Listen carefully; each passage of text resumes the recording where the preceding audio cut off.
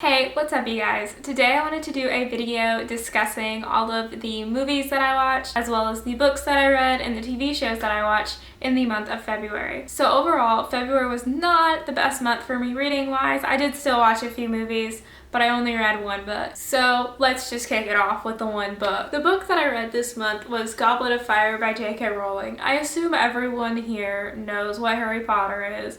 We all grew up with him. We all love Harry. Goblet of Fire gets an A+ from me. It's definitely one of my favorite books in the series. I've been rereading the series and I'm currently in the middle of Order of the Phoenix. Order of the Phoenix is my favorite book, which I know is not everyone's favorite book, but I really look forward to continuing on with this reread of the series. It's been a while for me since I last reread the books, and it has been so much fun getting to re-experience all of these things with Harry, and it just reminds me of why I loved these books as a kid. Harry is so fun to just spend time with. Hogwarts is such a magical place. I wish that I could be there every day. I'm still waiting for my letter like the rest of us. So that is the only book that I read this month. So let's just get into the movies then. Let's kick it off with Parasite. So I watched Parasite right around the very beginning of the month, right before the Oscars happened, and Parasite won Best Picture, which is super exciting. It is the first foreign language film to win Best Picture. It is a Korean language film and it shows class struggle very well. That is probably one of the biggest themes running throughout that movie, is the difference between the different classes. So this movie is told essentially about three different families, each of varying class level, and the one family that you start off with is the middle class family. They are not very rich. They do not have a lot of money. They are stealing the Wi-Fi from their neighbors. They really don't have a lot that they've got going for them, but they're able to weasel their way and trick their way into the service of this richer family, which helps them financially so much.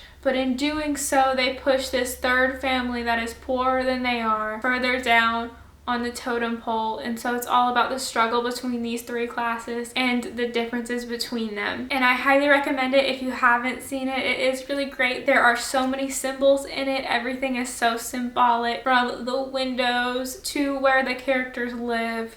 It is a phenomenal movie. The editing, so well done. The director definitely deserved Best Directing, so go check that movie out. Oh, but I will say, because it is foreign language, you do have to be someone who is able to deal with subtitles, unless you speak Korean, in which case you don't have to deal with subtitles, but I had to use the subtitles. And if I didn't say what the rating was, it's an A+. Secondly, I watched Mr. Right. I watched this on Netflix. So this is a movie starring Anna Kendrick and someone else that I don't remember the name of right now.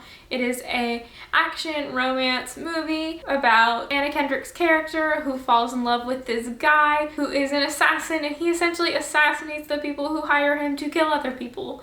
So it is super funny and weird. I would give it a B overall, just because it is kind of very weird, and there are super cringy moments. For example, Anna Kendrick's character, the next day after meeting this guy and spending the entire day with him, she's like, I didn't catch his name. And it's like, you should have asked that a long time ago. Why are you just now thinking about this the next day, that you don't have this guy's name who you invited to stay over at your house and that you are seriously considering going out with? And then there's another scene where the dude straight up throws a knife at her face and she catches it. And like, that wasn't a red flag for her. She wasn't like, let me be done with this because this dude just threw a knife at my face.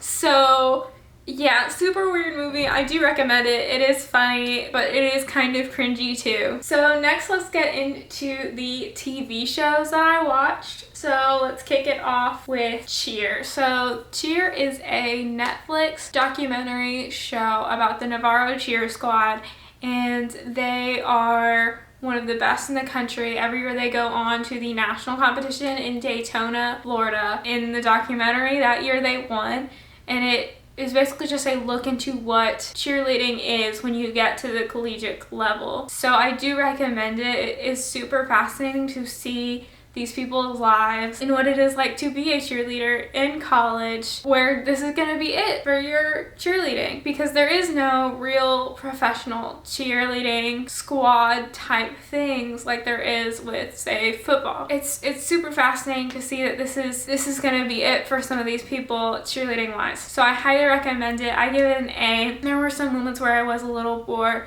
but overall, great show. Next, I watched Survivor. So Survivor is one of my all-time favorite shows. This season is Winners at War. I highly recommend that you watch this season if Survivor is something that you like, because it has been so great. The gameplay has been so fast. I love Boston Rob. I love Parvati. I love Adam.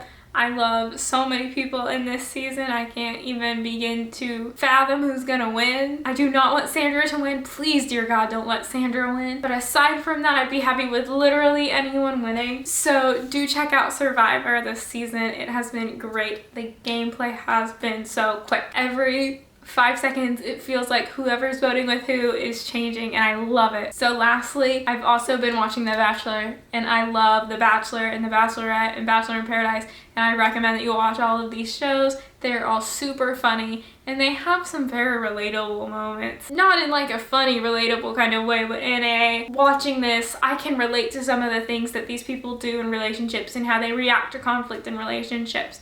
And it helps me get some insight on things that I could probably improve about myself relationship-wise. So I do definitely recommend that you watch The Bachelor, The Bachelorette. I do really love it. And the drama gets so funny sometimes. And Chris Harrison is just so funny with how he reacts to the drama. And it's a really great show. The producers do so great at making situations tense for no reason. It's great. Watch it. Bachelor in Paradise is probably the best of the 3 shows, but Bachelor is one of my favorites. I would give this season an A overall, just because the drama has been a bit much, so it's taken away from the romance of the show, which is also a really important part of the show. But it is still super great, super funny. All of the girls are so ridiculous, and I can't wait to see who Peter ends up with, if he ends up with anyone. So that is all that I read and watched in the month of February. Thank you so much for watching. If you read or watched any of the things that I did this month, feel free to comment in the comment section below so that we can talk about it. And if you like this video, feel free to like, subscribe, and hit that little notification bell. I post a video every week, so I will see you then. Goodbye!